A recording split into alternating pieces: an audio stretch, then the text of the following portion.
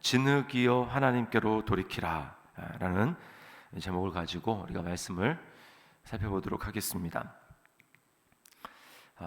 지금 어떤 상황에서 하나님이 지금 말씀하고 있냐면, 오늘 본문에서 하나님의 절대적인 주권에 대해서 말씀하고 계세요. 그래서 토기장이와 질그릇 비유가 나오고 있습니다. 근데 왜 이런 비유가 나오게 됐냐 하면, 이스라엘이 생각하기에 마음에 안 드는 것입니다. 하나님의 계획, 그것이 마음에 안 들고 너무나 충격적이어서 이건 아니지 않습니까? 라고 하나님 앞에 이렇게 의문을 제기하는 그런 상황이에요. 자, 왜 그러냐면, 어제 우리가 본문을 살펴봤는데 하나님의 어떤 계획, 이스라엘을 구속하시려는 하나님의 계획을 누구를 통해서 그것을 이루려고 하나님이 하셨냐면 고레스라는 사람이죠. 고레스. 그래서 본문 어제 44장 28절 말씀에 보면, 고레스에 대하여는 이르기를 내 목자라, 그가 나의 모든 기쁨을 성취하리라. 하나님이, 이 고레스는 바사의 왕인데 이방인 아닙니까? 할례를 받지 않은. 근데 그 이방인에 대해서 하나님이 나의 목자다 이렇게 이야기를 하고, 또 45장 1절에 와서는 뭐라고 하냐면 그의 기름 부음을 받은 고레스 이렇게 이야기를 합니다. 기름 부음을 받는다라는 것은 무엇입니까? 이건 구약으로는 메시아고 신약으로는 그리스도라는 뜻이거든요. 그러면 구약에서 이렇게 기름 부음을 받을 수 있는 사람은 이스라엘 왕입니다. 유대 왕, 그렇죠? 그리고 제사장, 이런 사람들이 메시아가 되는 것인데, 하나님 지금 이방인에 대해서 지금 기름 부음 받았다 이렇게 이야기를 하고, 나의 목자 이렇게 이야기를 하니까 어떻게 그럴 수 있습니까? 라고 지금 따지는 그런 상황이에요. 그래서 11절 말씀에 보면 이렇게 이야기하죠. 이스라엘의 거룩하시니 곧 이스라엘을 지으신 여호와께서 이같이 이르시되, 너희가 장래일을 내게 물으며 또 내 아들들과 내 손으로 한 일에 관하여 내게 명령하려느냐라고 말씀을 합니다. 하나님, 그렇게 해서는 안 됩니다, 이렇게 하십시오 라고 이 명령하는 이 웃기는 상황에 대해서 말씀하시는 것이죠. 하나님이 한마디로 뭐라고 하냐면 주제 파악을 해라 라고 말씀하고 있습니다. 주제 파악을 해라. 너는 누구냐? 자, 9절 말씀해 보면 질그릇 조각 중 한 조각 같은 자 이렇게 이야기합니다. 그냥 질그릇도 아니에요. 질그릇만 해도 아주 그냥 제일 깨지기 쉬운 그런 그릇 아닙니까? 그런데 그냥 질그릇도, 완성된 질그릇도 아니고 질그릇에 그냥 깨진 조각 중에 하나라는 것입니다.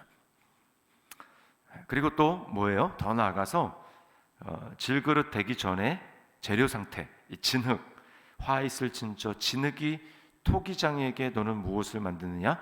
또는 내가 만든 것이 그는 손이 없다 말할 수 있겠느냐? 질그릇도 아니고 더 나아가서 질그릇으로 만들어지기 전에 이 그 진흙 그 재료 자체 그런 존재다라고 말씀을 하는 것입니다. 그런 얼토당토하는 이런 상황, 여러분, 진흙이 토기장이의 어떤 계획에 대해서 관여를 하거나 영향을 끼칠 수가 있습니까? 전혀 없는 거예요. 전혀 그럴 수가 없습니다. 또 10절에 보면 부모와 자식 간의 관계에 대해서도 마찬가지입니다. 아버지에게는 무엇을 낳았소? 어머니에게는 무엇을 낳으려고 해산에 수고를 하였소? 하고 묻는 자는 화 있을 진저. 여러분, 이게 시대착오적인 아주 발상 아닙니까? 태어난 자녀는 자기를 낳은 부모에 대해서, 자신의 출생에 대해서 전혀 관여를 할 수 없습니다. 의식 자체도 없었고 존재 자체도 그 당시에는 있지도 않았기 때문에 그렇게 말하는 것은 있을 수가 없는 상황인 거예요. 자, 여기서 깨달아야 될 진리가 무엇일까요? 우리 인생의 주인은 내가 아니다라고 하는 사실입니다.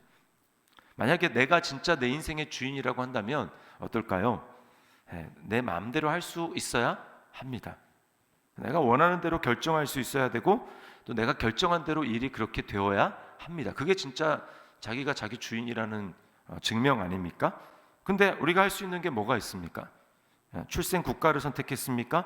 출생하고 싶은 때를 선택했습니까? 아니면 내가 어디 누구 부모 밑에 태어나고 싶다, 부모를 결정했습니까? 아니면 남자로 태어나고 싶다, 여자로 태어나고 싶다, 성별을 결정했습니까? 출생에 대해서 우리는 아무것도 결정할 수 있는 게 없었어요. 그 얘기 뭡니까? 내 의지와 상관없이 우리는 태어났다라는 것이죠.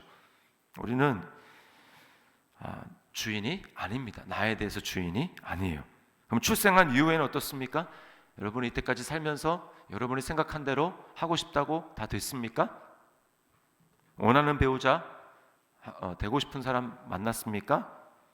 원하는 직장 들어갔습니까? 아프지 않다고 아프지 않았습니까? 원하는 만큼의 연봉과 출세, 원하는 만큼 그렇게 이루면서 살아가고 있습니까? 원하는 만큼의 수명을 가지고 살 수 있겠습니까? 다 안 되죠. 그럼 뭘 말해줍니까? 우리는 우리 인생의 주인이 아니라는 거예요. 그러나 이 세상에 주는 잘못된 메시지는 무엇입니까? 너 인생은 네가 스스로 결정해라. 너가 너의 인생의 주인이다.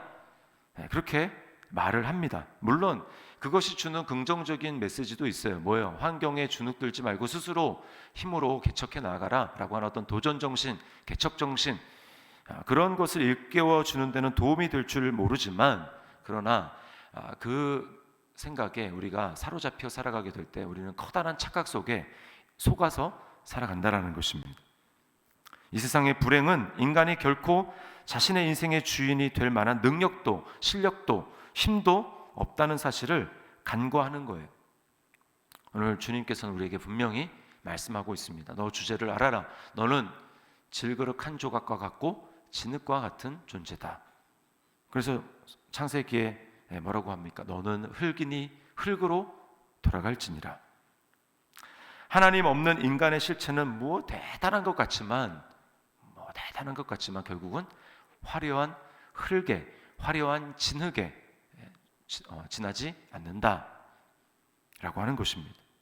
여기 자기 죽은 다음에 나는 흙으로 돌아가고 싶지 않다, 그렇게 말할 사람이 있습니까? 우리는 다 흙으로 돌아가는 거예요. 이렇게 흙인 인생이 흙으로 끝나지 않는 비결, 지혜롭게 살아가는 비결은 무엇입니까? 그것은 창조주 하나님께로 돌이키는 것입니다. 하나님께로 돌이켜야 돼요. 여러분, 하나님께 돌이킨다라는 것이 무슨 뜻일까요? 자신이 하나님이 만드신 피조물임을, 내가 내 인생의 주인이 아님을 겸손하게 인정하고 그분의 말씀에 전적으로 순종하기로 결단한 것입니다. 불순종의 자녀에서 순종의 자녀로 살아가기로 결단하는 것입니다. 에덴 동산에 있었던 대참사를 우리가 기억합니다. 창세기 3장에 나오죠. 그 뭐예요? 나를 창조하신 창조주 하나님과 손절하겠다. 내가 내 인생의 주인이 되겠다. 그렇게 결정한 것이죠. 그게 바로 죽음입니다. 영적인 죽음. 그 이후로 인간은 영적으로 죽었기 때문에 스스로 하나님께 돌아갈 수 없어요. 돌아가려면 스스로 자각하고 잘못되었다라는 것을 알아야 되고, 그리고 그분만이 진짜 내가 살 길이라는 것을 깨달아야 되는데, 이미 영적으로 죽었기 때문에 돌아가야 하나 돌아갈 수 없는 아주 아이러니한 상황에 직면한 것입니다. 인간에게 필요한 것은 그러므로 너는 이렇게 살아야 된다, 저렇게 살아야 된다, 이렇게 해라, 저렇게 해라 라고 하는 어떤 충고나 조언이 아닙니다. 우리에게는 우리를 살려줄 구원자가 필요한 거예요. 우리를 죽음에서 살릴 구원자가 필요한 것입니다. 그래서 오늘 본문에는 또 어제 본문이랑 다르게, 어제는 구속자, 또 창조자 하나님에 대해서 많이 말씀하셨다면 오늘은 구원자라는 하나님에 대해서 말해요. 구원자. 15절 말씀해 보세요. 구원자 이스라엘의 하나님이여. 어제는 구속자라고 그랬죠. 구원자 이스라엘의 하나님이여. 진실로 주는 스스로 숨어 계시는 하나님이시니이다. 여기 구원한다라고 하는 말은 건진다라는 것입니다. 물에 빠졌어요. 건짐을 당해야 되는 것입니다. 그 자체가 뭘 보여주는 거예요? 나는 스스로 거기서 나올 수 없다라고 하는 것을 말해주는 것입니다. 여기 이제 주목할 것이 스스로 숨어 계시는 하나님이라고 하는 이 표현이에요. 여러분, 왜 하나님이 숨어 계시는 것처럼 보일까요? 그것은 인간이 하나님을 떠나 있기 때문에 그렇게 보이는 것입니다. 하나님을 자각할 수 없어요. 죽어 있기 때문입니다. 숨어 계시는 하나님이 구원자로 자신을 드러내신 것이 바로 복음이에요. 복음. 그래서 성경은 이 비밀이 드러나게 되었다라고 바울 서신에서 바울 사도가 이야기하지 않습니까? 이 비밀이 이제 만대에 알려지게 되었다. 그게 바로 그리스도입니다. 숨어 계신 하나님이 자신을 더 이상 숨기지 아니하시고 구원자로 자신을 드러내신 분, 그분이 바로 예수 그리스도예요. 이것이 복음이고 이것이 기쁜 소식입니다. 그래서 우리 예수님이 오셔서 그 예수라는 이름 자체가 구원자라는 뜻이잖아요. 마태복음 1장에 마리아에게 아들을 낳으니 이름을 예수라라. 그는 자기 백성을 죄에서 구원할 자다. 이렇게 말씀을 합니다.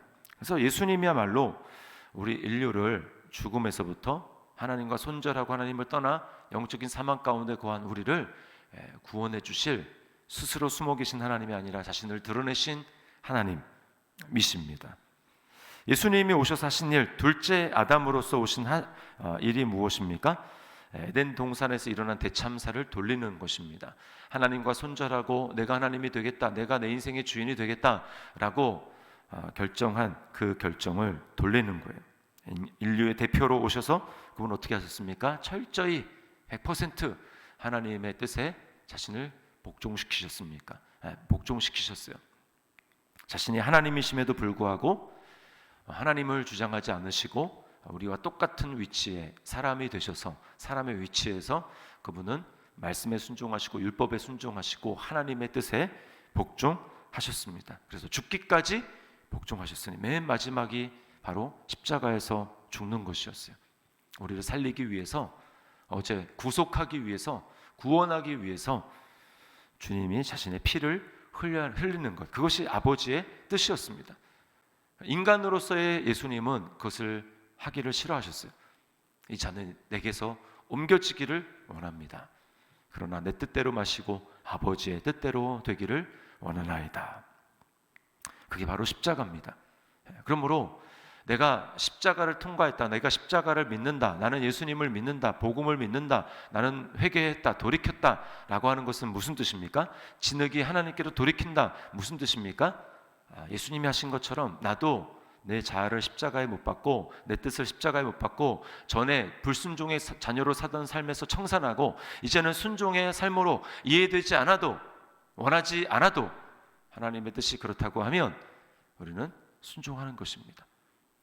그럼 그것이 바로 믿음이에요. 믿음이 막 대단한 것 같지만 순종입니다. 결국은 순종. 예수님이 순종하신 것처럼 우리가 때때로 그런 생각이 들어와서 하나님을 거부하고 내 생각대로 할 때가 있습니다. 그러나 다시 돌이켜야죠. 다시금 십자가를 바라봐야죠. 다시금 예수님을 바라봐야죠. 그 우상은 무엇입니까? 결국은 우상은 내 스스로 내가 구원자가 될 수 있다, 내 생각대로 내 뜻대로 살겠다, 그게 바로 우상입니다. 그래서 성경에 항상 우상 앞에는 너를 위하여, 자신을 위하여 라는 말이 들어가는 거예요. 하나님을 위하여가 절대로 아닙니다. 그 끝은 무엇이에요? 16절 말씀에 우상을 만드는 자는 부끄러움을 당하며 욕을 받아 다 함께 수욕 중에 들어갈 것이로되. 착각 속에 살다가 결국은 부끄러움과 수치와 욕을 당하는 것, 그게 바로 우상 숭배하는 것입니다. 자기를 위해서 사는 것, 그게 우상 숭배예요. 오늘 이 말씀을 기억하고 우리는 질그릇입니다. 하나님 없는 우리는 결국은 흙으로 돌아가는 인생이에요. 허무한 인생입니다.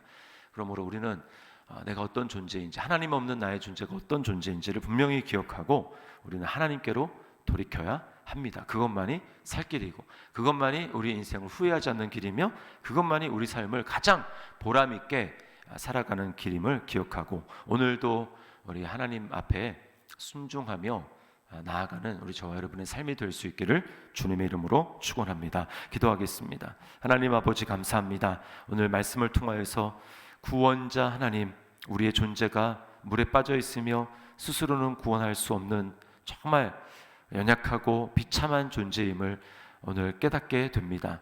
우리는 진흙이요 깨어진 토기 그릇 조각과 같다라는 것을 오늘 기억하며 하나님 없는 우리 삶이 얼마나 허무한 것인지 다시 한번 기억하고 주님, 날마다 주님께로 순간순간 돌이켜 살아갈 수 있도록 인도하여 주시옵소서.